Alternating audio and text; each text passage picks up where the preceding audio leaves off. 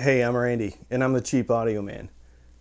Here at the Cheap Audio Man, we don't feel like audio equipment, speakers, amps, DACs, turntables, CD players, should cost as much as hiring a plumber to come fix one of your broken pipes because it burst from being frozen because people didn't bury it deeply enough into the earth.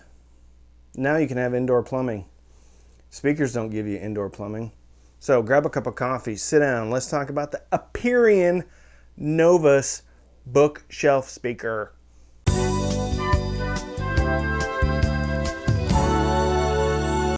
Today's sponsor is Bipolar Berries banana clip plugs. Sometimes they're really awesome. Other times they're horrible. Sometimes they're in stock. Sometimes they're not. If you want a really unpredictable experience with your banana plugs, consider Bipolar Berries banana plugs. I don't want to lose those. I'm always losing my Bipolar Berries banana plugs. Aperion Novus bookshelf. MSRP $600. That's a lot. I know. I get it. Let's talk about specs. Rated down to 45 hertz.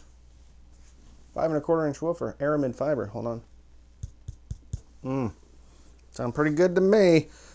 Up to 30K. All right. Let's see. 4 ohms, 85 dB. Sounds hard to drive.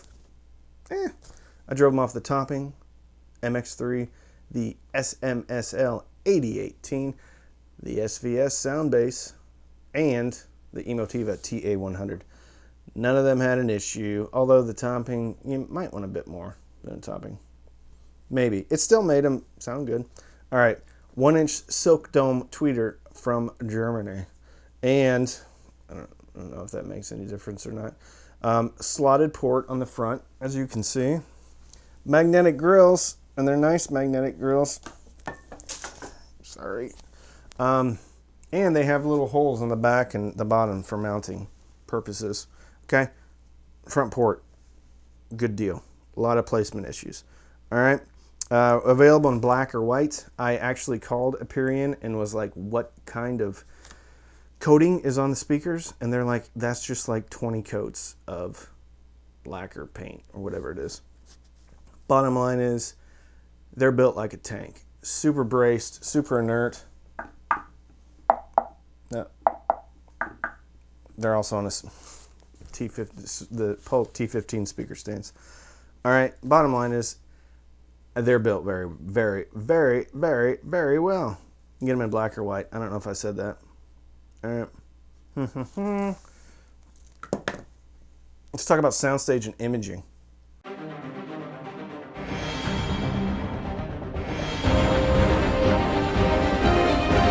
All right, Soundstage and Imaging for a speaker of this size, in a word, is awesome.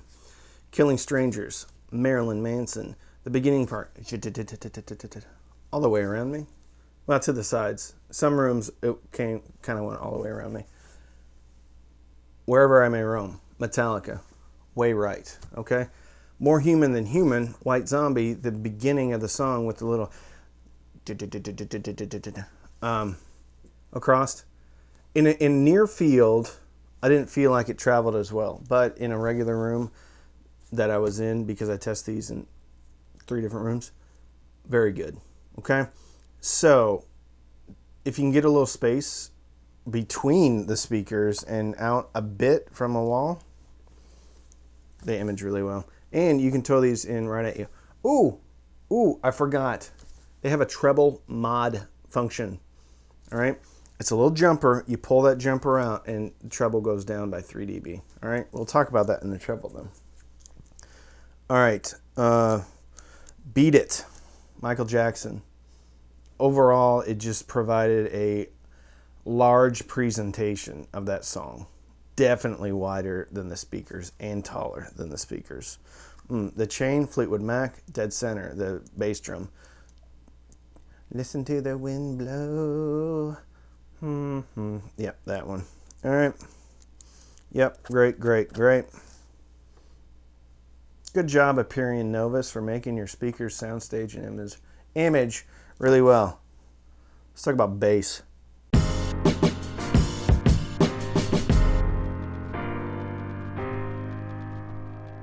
Bass, for something this size, surprisingly awesome. I was skeptical when I saw the 45 hertz rating on the bottom end for a speaker of this size, not just because of the 5 1/4 inch woofer, but because of the enclosure size and because of the front port. Guess what? They hit 45 very easily. And when I listened to Intergalactic by the Beastie Boys, which is my go-to song for bass extension, they gave the impression of the enormity and low notes of that song. Fan-freaking-tastic. Okay? Killing Strangers didn't extend quite as low, but you can play around with the placement to get them where you want to be. Got Me Wrong. Alice in Chains. MTV Unplugged. The tonality, I call it realism, and then people get, oh, it doesn't sound like it's real because it wouldn't be as loud. No. When I say realistic, I mean, does it sound like a bass? And guess what? It sounds exactly like a bass. It's very pleasing. It's very tonally accurate. Let's talk about mid-range.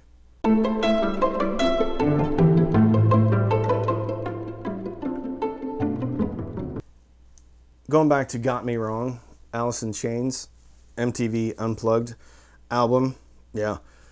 Male vocals were incredible. There was still the same amount of body that you would expect from a, I don't know, laid back or warmer speaker, with all the detail that you would expect from a more lively, flat, neutral speaker.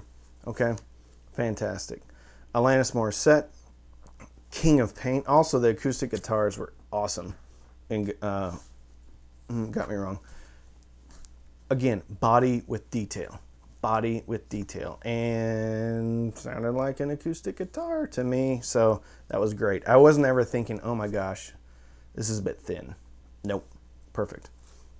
Alanis Morissette, King of Pain.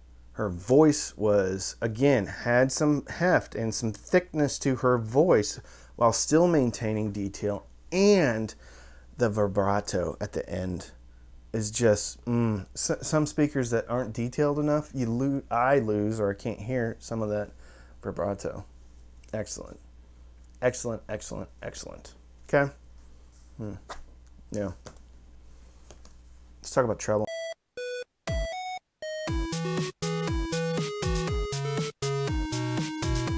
Treble, Nina Simone, the hi-hat, 16th notes. Nina Simone, Centerman. Perfect.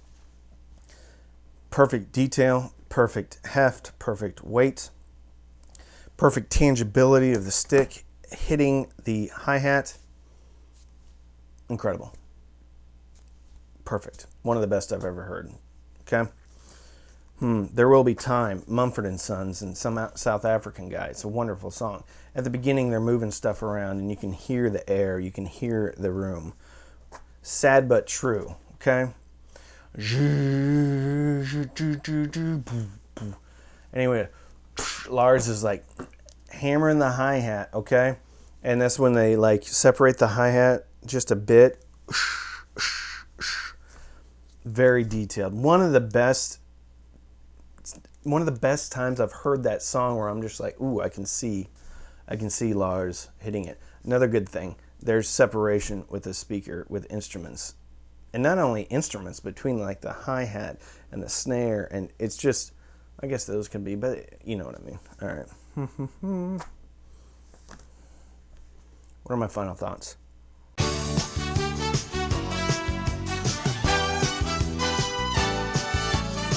Final thoughts on this speaker is I consider this a very worthy step up and worth it step up from the Emotiva B1 Plus.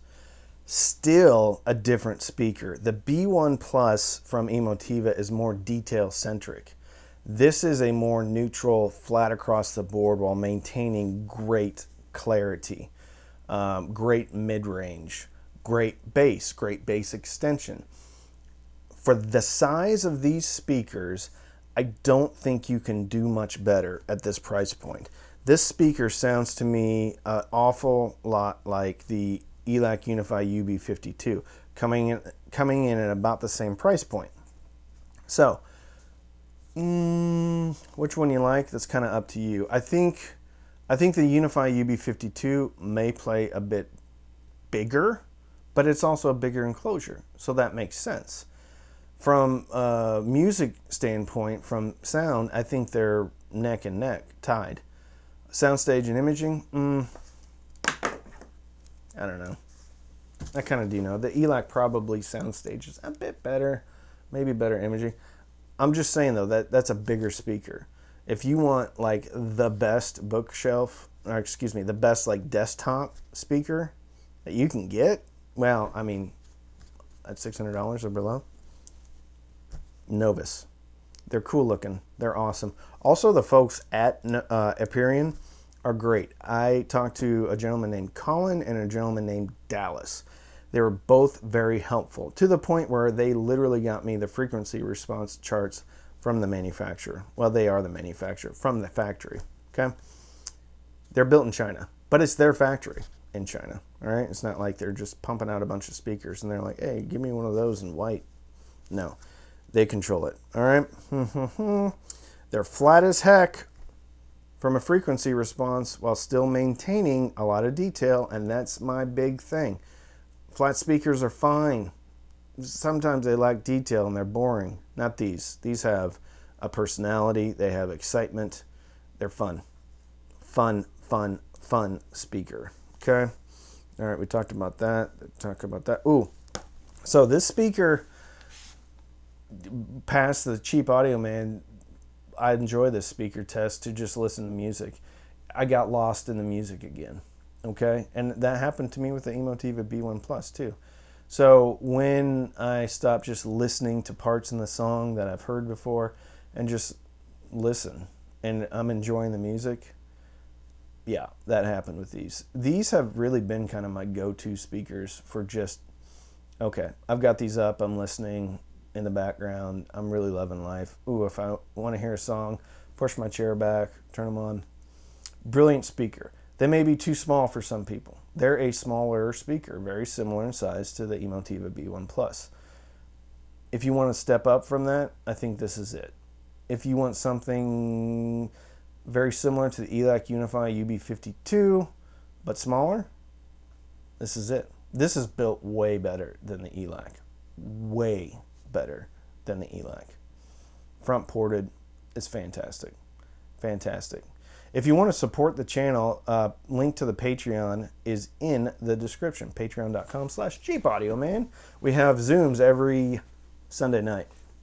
Okay? You can also use any of the links in the description. I get a small commission back on that. Or you can sign up for Amazon HD Music for free. Click on the link, scroll down to the bottom, click Try HD. You get 3 months for free, and I get a couple of dollars. My test track playlist is also in the description, so you can kind of listen for what I listen to in the music and decide for yourself what your speakers sound like, what your whole system sounds like. So, appreciate y'all coming in today and joining me for this video. And with that, I'm Randy. I'm the Cheap Audio Man.